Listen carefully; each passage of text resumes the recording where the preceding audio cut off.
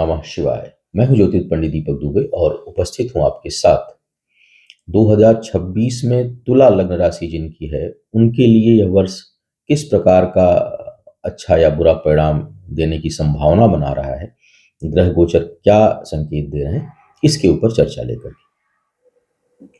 जो नए दर्शक हैं उनके लिए बता दूं कि जो यह मेरा राशिफल होता है यह लग्न राशि पर आधारित होता है। इसके लिए आप चंद्र राशि, नामाक्षर या सूर्य राशि इत्यादि को आधार ना माने, बल्कि अपनी लग्न राशि को आधार माने। दूसरा, यह बेहद सामान्य आधार पर होता है। आपको चाहिए कि कोई विशेष परिस्थिति हो तो आप अपनी कुंडली का विश्लेषण कराएं, उसके बाद किसी निष्कर्ष पर पहुंचें। जो लोग मुझसे परामर्श लेना चाहते हैं, मेरी वेबसाइट astrotips.in है, उसके माध्यम से आप मुझसे परामर्श ले सकते हैं। अब जैसा मैंने कहा कि भाई यह सामान्य आधार पर होता है। क्यों सामान्य आधार पर होता है? क्योंकि आपका वास्तविक जो यह समय है वो कैसा जाएगा या जा रहा होगा या जाने की संभावना होगी, वो निर्भर करता है आपकी स्थायी कुंडली में किस प्रकार की ऊर्जा है, कौन से ग्रह ठीक बैठे हैं, नहीं बैठे हैं। दूसरी बात, वो क्या संकेत दे रहे हैं, किस दिशा में। दूसरी बात, वर्तमान में आप किस ग्रह की दशा, अंतर और प्रत्यंतर से गुजर रहे हैं। तीसरी बात, उन ग्रहों का आपके लग्नेश यानी जैसे तुला लग्न है तो शुक्र से किस प्रकार का संबंध है, और वो जिन ग्रहों की दशा अंतर प्रत्यंतर चली उनका आपस में क्या संबंध है। ये सभी चीजों को मिला करके तब किसी निष्कर्ष पर पहुंचा जाता है। राशिफल में तो सिर्फ गोचर देखते हैं कि ये गोचर कहाँ कहाँ जा रहा है।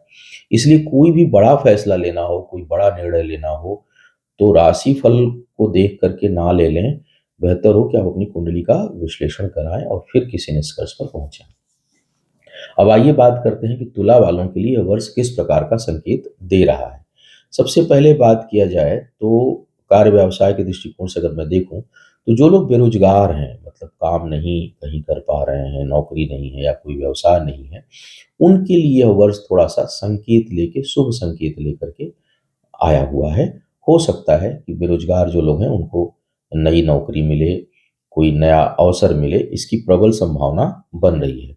और इस पूरे वर्ष में काम की बहुत अधिकता रहेगी। मतलब जो लोग काम कर रहे हैं वो ओवरलोडेड होंगे, मतलब कई बार आप थकेंगे, आपको थकान महसूस होगी कि इतना काम कैसे करूं। तो उस प्रकार की स्थिति भी बन रही है। जो आपका कार्यस्थल है, जहां आप काम करते हैं, वहां पर आपके ना चाहते हुए भी, आपके अच्छे व्यवहार के बावजूद भी, आपके सकारात्मक प्रयासों के बावजूद भी लोग शत्रुवत व्यवहार करेंगे। इस पर थोड़ा सा आपको ध्यान रखना है और बहुत प्रतिक्रियावादी नहीं बनना है। आप उस पर बहुत रिएक्शन ना दें। आप जो है वो शांतचित्त होकर के चीज़ों को निकालने का प्रयास करें, क्योंकि लोग व्यवहार अच्छा नहीं करेंगे कार्यक्षेत्र में, इसकी संभावना भी दिखाई दे रही है। वर्ष के प्रारंभ में आपके पद प्रतिष्ठा में वृद्धि हो, इसके बहुत अच्छे संकेत हैं। मान सम्मान में वृद्धि हो, पद प्रतिष्ठा में वृद्धि हो, कोई नया अवसर प्राप्त हो, इसके बहुत अच्छे संकेत दिखाई दे रहे हैं। तो करियर के मामले में जो है वो यह वर्ष ठीक ठाक है। आय बहुत अच्छी तो नहीं है, लेकिन चलती रहेगी और उसमें निरंतरता रहेगी। हालांकि संतुष्टि का अभाव भी रहेगा, असंतुष्ट रहेंगे अपने आय को लेकर के। तो इस प्रकार का योग दिखाई दे। अब अगर जो लोग स्थायी संपत्ति खरीदना चाह रहे हैं, जमीन जायदाद खरीदना चाह रहे हैं, उस दृष्टिकोण से यह वर्ष जो है आपके लिए योगकारी है, शुभ है, अच्छा परिणाम देने वाला है। तो अगर स्थितियां अनुकूल हों तो आप ले सकते हैं। ये जरूर ध्यान रखें कि संपत्ति खरीदते समय जो पहला टोकन अमाउंट देते हैं उसका मुहूर्त अवश्य देखा करें। और राहु काल में अपने यहाँ जो भी आपका क्षेत्रीय राहु काल का समय हो, उसमें कभी भी टोकन ना दें, कोई एग्रीमेंट ना करें। कई बार लोग ये कहते हैं कि मैंने तो 1 लाख रुपए दिया है लेकिन मैंने कोई पेपर पे साइन नहीं किया। देखिए, उससे मतलब नहीं है कि आप साइन किए हैं कि नहीं किए हैं। मतलब ये है कि आपने पहला कदम रख दिया है।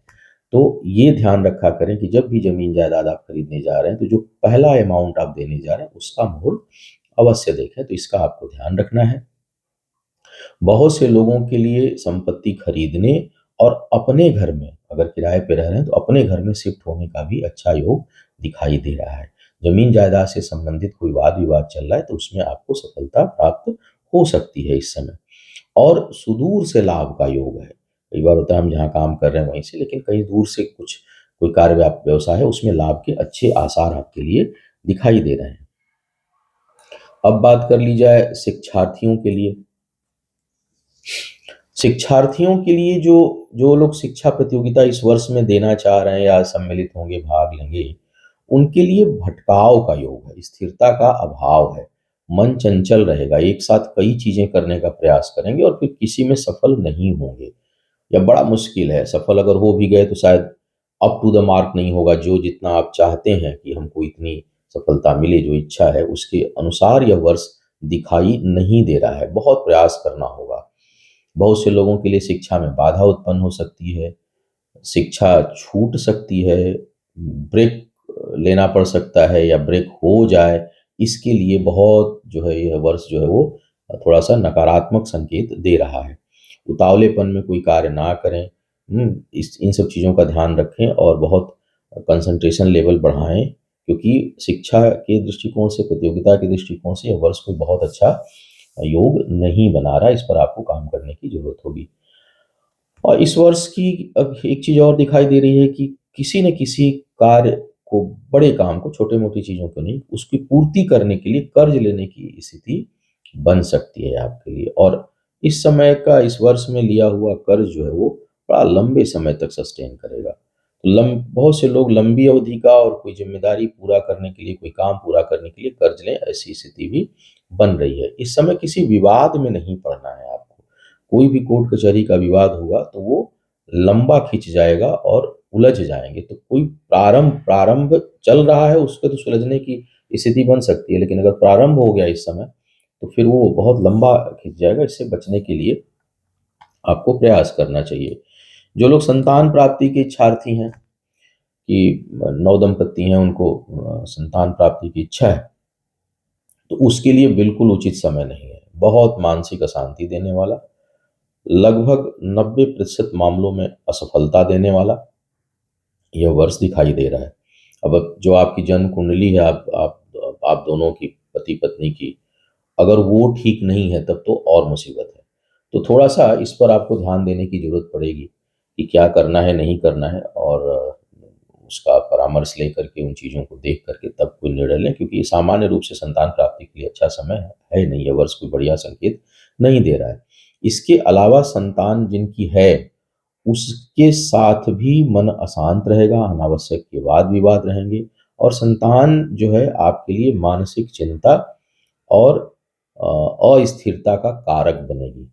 वो कुछ न कुछ उसके कारण आप बहुत परेशान हो सकते हैं, इसकी संभावना यह वर्ष दिखा रहा है।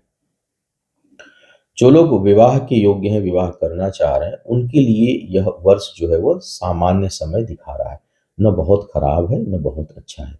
तो एक सामान्य वर्ष है, तो आप कर सकते हैं। दशांतर अगर टकराएगी तो विवाह हो जाएगा, कोई बड़ी बाधा का योग नहीं बन रहा है। लेकिन प्रेम संबंध अगर है, आपका प्रेम संबंध चल रहा है कहीं या है, तो उसमें मानसिक तनाव की स्थिति है। टूट टूट जाए इसके संकेत तो कम है, लेकिन वाद-विवाद और उलझनें बनी रहें, उसमें स्थिरता का अभाव रहे, इसके संकेत भी दिखाई दे रहे हैं। तो विवाह के लिए सामान्य समय है, प्रेम संबंध या वैवाहिक जीवन के जो संबंध है, उसके लिए समय थोड़ा तनाव भरा, उतार-चढ़ाव भरा है। कोई इसमें बहुत बड़ी बाधा आ जाए, ब्रेक हो जाए, इसकी संभावना तो नहीं है, लेकिन अस्थिरता और अ, थोड़ा तनाव और विवाद की स्थिति बनी रह सकती है, इसकी संभावना बनी हुई है, संकेत मिल रहे हैं सितारों के। एक चीज़ जो मुझे दिखाई दी वो ये है कि भई वर्ष के मध्य भाग में तगड़े घटना, मतलब भगवान करे ना हो, लेकिन तगड़ी घटना, दुर्घटना का योग जो है वो बना हुआ है, संकेत दे रहा है, तो इसलिए सावधानी आपको रखनी चाहिए वर्ष के, विशेष करके मध्य भाग में। अब इस वर्ष के लिए आपके लिए सुझाव क्या है? तो भई अपरिहार्य ना हो तो इस वर्ष कर्ज नहीं लेना चाहिए आपको। एक जो पूरी कुंडली में जो एक महत्वपूर्ण क्षेत्र दिखाई दे रहा है, वो ये है कि कोई बहुत महत्वपूर्ण कार्य ना हो, अति विषम परिस्थिति ना हो, तो आप कर्ज लेने से बचें। और इस वर्ष में उपचार आप क्या करें जिससे आपको थोड़ी राहत मिलती रहे? तो हनुमान जी की नियमित आपको आराधना करनी चाहिए और इसके साथ-साथ शनि मृत्युंजय का अनुष्ठान यदि आप कराते हैं, तो वो आपके लिए बहुत से, जो जैसे मैंने कहा, घटना, दुर्घटना, कोर्ट कचहरी, वाद-विवाद, कर्ज, इन सब चीज़ों में बड़ा राहत आपको मिलेगा। तो यह था तुला वालों के लिए 2026 का संभावित राशिफल। तमाम नकारात्मक बातों के बावजूद मेरी यह भगवान शिव से प्रार्थना रहेगी, मंगल कामना रहेगी कि आपके जीवन में इस वर्ष में कोई बाधा ना आए और अ, महादेव की कृपा आपके ऊपर बनी रहे, ये मेरी हार्दिक इच्छा और मनोकामना है। इन्हीं शुभकामनाओं के साथ और नव वर्ष की मंगल कामना के साथ आपसे विदा लेना चाहूँगा। पुनः मुलाकात होगी किसी नए विषय पर, तब तक के लिए मुझे आज्ञा दीजिए। ओम नमः शिवाय।